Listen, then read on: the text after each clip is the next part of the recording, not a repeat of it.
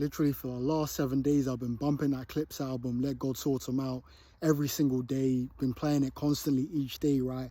And for me to get past the intro is difficult. Birds Don't Sing, amazing, talking about their parents, right?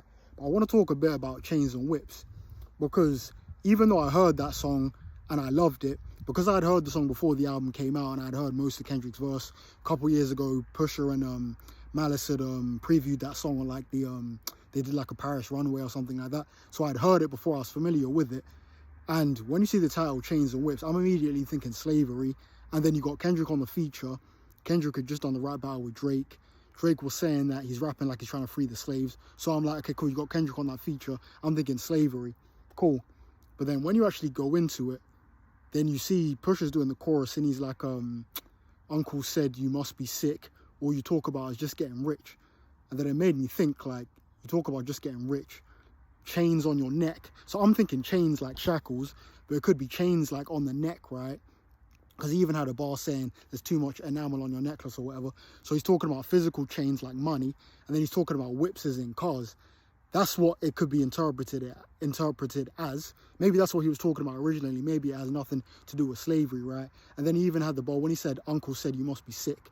He could be talking about Uncle Sam.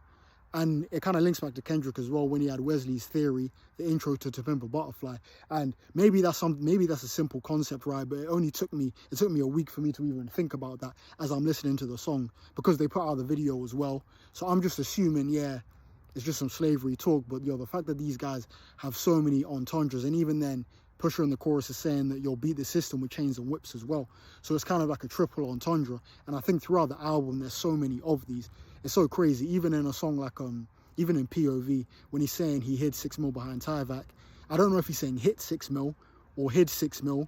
When I think about Tyvek, I think about the wall plastering. So maybe he hid the drugs behind the Tyvek, but then apparently he bought a $6 million house as well. And he used Tyvek wallpaper.